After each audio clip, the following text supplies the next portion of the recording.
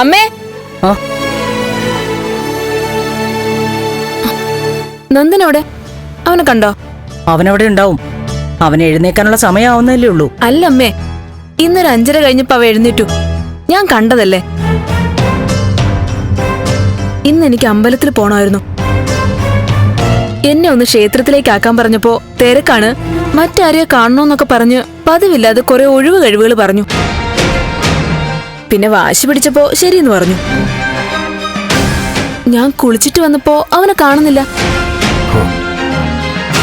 എന്നാ സംശയിക്കണ്ട, അവൻ അവളെ കാണാൻ തന്നെ പോയതാ, ദേവിയെ. അതെങ്ങനെയാ? ദേവിക്ക് എവിടെയാണെന്ന് അവനറിയോ? അവനും അറിയാം, നിനക്കും അറിയാം, നിങ്ങളുടെ അച്ഛനും അറിയാം.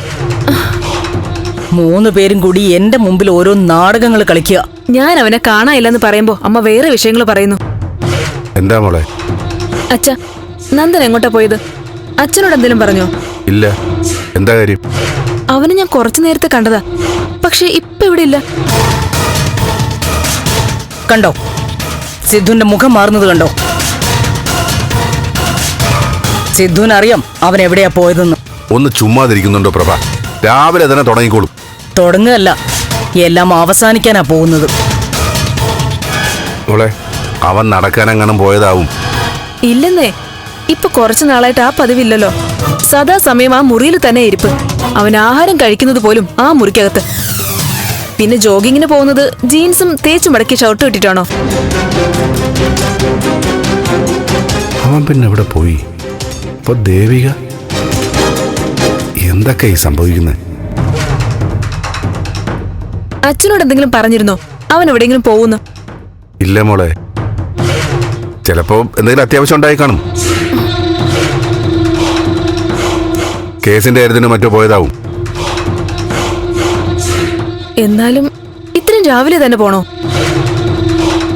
ഫോണിൽ വിളിച്ചിട്ട് എടുക്കുന്നുമില്ല.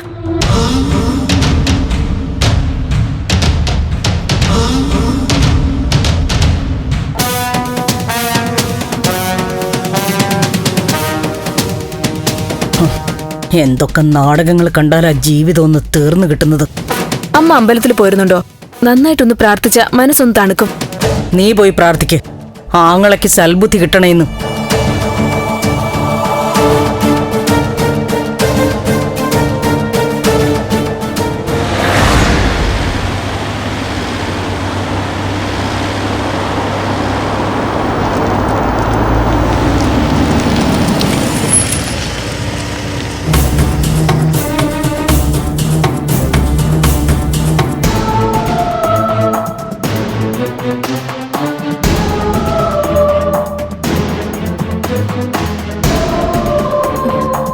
ദേവി,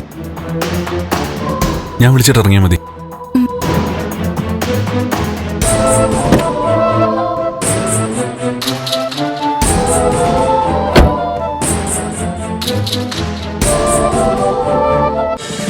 ഫ്ലവേഴ്സ് ഒരുക്കുന്ന കാഴ്ച വസന്തം യൂട്യൂബിൽ പ്രേക്ഷകർക്ക് ലൈവായി കാണാം.